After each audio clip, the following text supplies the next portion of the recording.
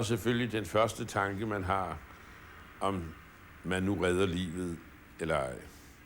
Jeg tror nok, at meget af det, jeg har gjort i de mellemliggende 50 år, i virkeligheden baserer sig på, hvad jeg oplevede i de timer, vi var undervejs mellem Danmark og Sverige.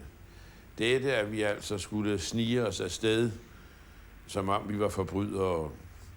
Dette, at vi skulle forlade vores hjem med en lille taske i hånden og på den måde møde det, som jeg vil kalde for verdens ondskab. Det har i høj grad været med til at overbevise mig om, hvor vigtigt det er, at der er mennesker, der kæmper for humanistiske tanker.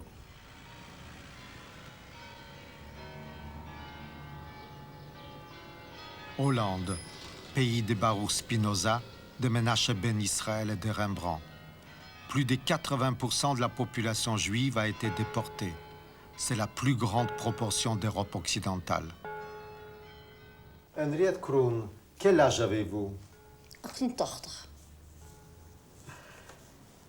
En quelle année vous avez commencé à sauver les Juifs? Est-ce que vous vous souvenez pendant la guerre?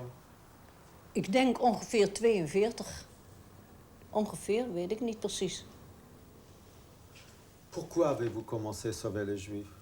Waarom bent u begonnen met het redden van Joodse mensen? Ik ben er niet bewust mee begonnen, maar er kwam een vriend en die was in nood. En toen zeiden we, blijf maar hier. Et après? En toen? Is hij gebleven, tot de oorlog over was. De eerste. Mais vous avez, je crois, installé ici tout un système pour prévenir les Juifs s'il y avait un danger. Ja, dat hadden we wel afgesproken, ja. We hadden ook een bel naar boven. Want boven waren er ook nog, op de 4e etage zaten eerst 1 en toen 2 mensen. En toen hadden we een bel afgesproken. We hadden een verbinding met een bel. En dan zouden we waarschuwen als er iets gevaar was. Et vous avez parfois, vous utilisiez ces codes et cette sonnette? Hebt u deze ook wel eens gebruikt? Jawel, jawel. Er was een razzia. En toen hebben we naar boven gebeld dat er gevaar was. En toen is hij boven in de schuilkelder gegaan. En die meneer hier, die hier was, die is onder een bank gekropen. Het was een soort bank, maar dan was het dicht. En die is daar toen onder gekropen. Pourquoi l'avez-vous fait? Waarom niet? Vous êtes religieuse? Ja, jazeker. Mais est-ce que ça a joué dans votre choix, dans votre décision? Heeft dat meegespeeld in uw beslissing om te helpen? Peut-être. Misschien. Maintenant, 50 ans après la guerre, comment vous voyez toute cette période? Hoe kijkt u 50 jaar later terug op die periode? Vind ik moeilijk te zeggen. Ik schaam me dat het nodig is geweest. En ik ben blij dat ik het heb kunnen doen. Het was een soort thuisfront. Begrijpt u? Et si c'était à refaire? Ik hoop dat ik het dan weer zou doen.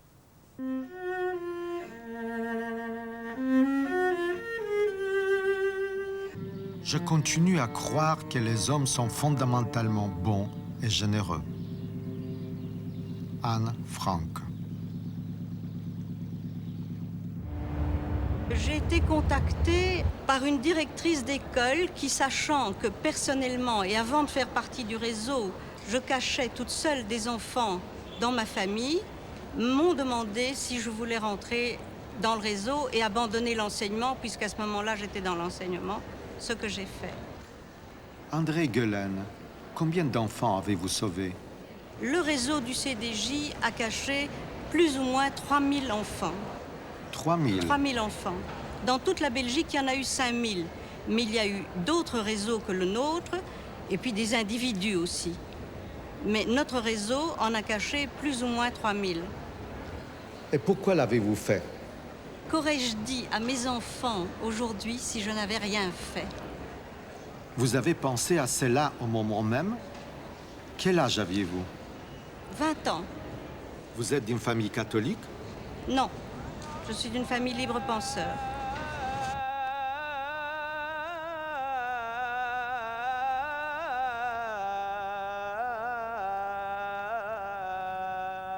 À Istanbul, j'ai rencontré plusieurs de ces diplomates d'alors qui ont sauvé des centaines de Juifs. Quand je suis revenu pour les filmer, 2 seulement étaient encore en vie. Monsieur Selahattin Ülkümen, vous étiez consul à Rhodes. Oui.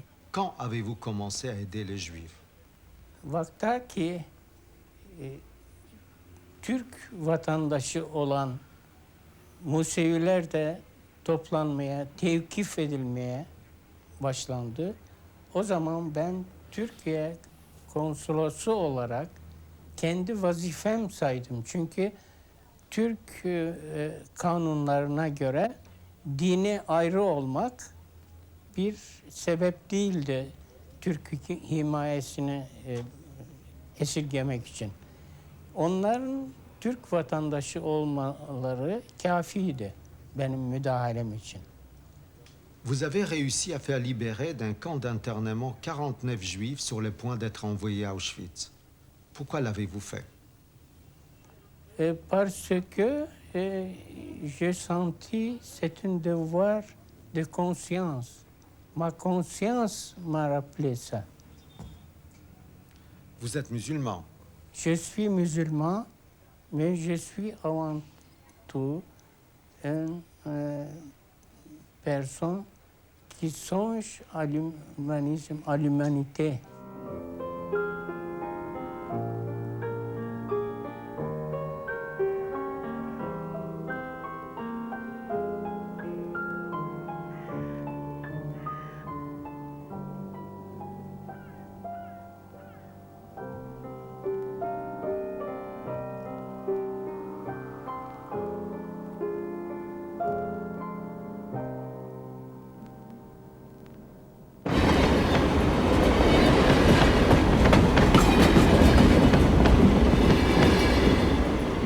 Comment cela a-t-il pu arriver?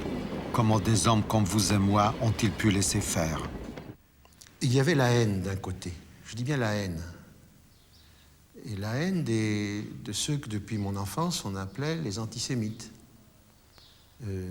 Ceux qui nous persécutaient, ceux qui nous méprisaient, ceux qui nous humiliaient, ceux qui nous tuaient. J'ai entendu mon père me faire des récits de mon grand-père dont la maison était démolie chaque fois qu'il y avait des fêtes. Et donc ces thèmes-là m'étaient très familiers. Je savais qu'il y avait la haine quelque part. Et nous, juifs dans cette époque, il y avait la haine et l'humiliation. Une incroyable humiliation.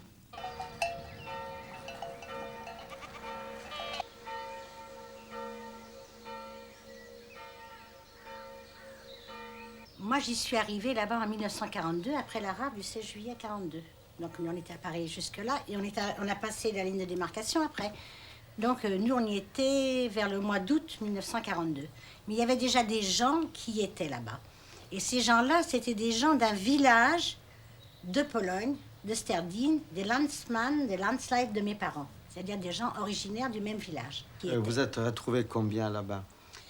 Combien de Juifs? De Juifs, 100. Une centaine de Juifs. Monsieur René Raoul, quelle a été la raison qui a amené un cordonnier, un homme tranquille comme vous, à aider les Juifs? Eh bien, quand j'ai vu qu'ils étaient chassés, vous voyez, je ne l'admettais pas, et c'est pour ça que je les ai aidés. Parce que je ne supportais pas, par suite de mon éducation, de voir qu'on chasse des personnes qui n'avaient rien fait, qui n'avaient aucune culpabilité de quoi que ce soit, et que c'était inhumain, quoi. Voilà. Ça a été pour cette raison. Vous êtes catholique? Oui. Vous aviez l'impression d'être seul, ou au contraire que tous les villages suivaient?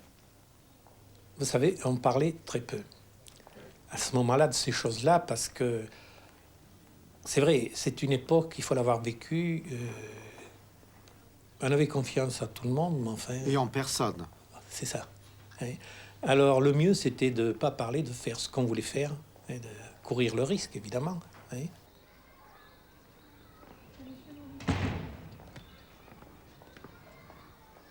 C'est là où monsieur le curé Béraud avait caché les Juifs au moment où il se passait une rafle au Malzieu. Et il est caché au-dessus de la voûte, là, entre la voûte et la toiture de l'église. C'est la cache que vous m'avez montrée. C'est la cache que j'ai montrée d'en bas, oui. Il y avait de la paille, des matelas, des couvertures, ou ils étaient à même les planches? C'était tel que, comme ça. Et ils étaient combien? Ils étaient une vingtaine. Des enfants? Oh, femmes et enfants surtout, parce que les hommes étaient partis plus loin à ce moment-là. Vous preniez une sacrée responsabilité. Mais oui. Oui, mais enfin, bon, je l'avais de moi-même, ça. C'était comme ça. Vous aviez peur? J'ai jamais eu peur. Vous savez, quand on... C'est l'affaire, je pense, de tous ceux qui entreprennent des actions où il y a des risques, on pense aux autres et on s'oublie. Et je pense que c'est pour ça qu'on n'a pas peur.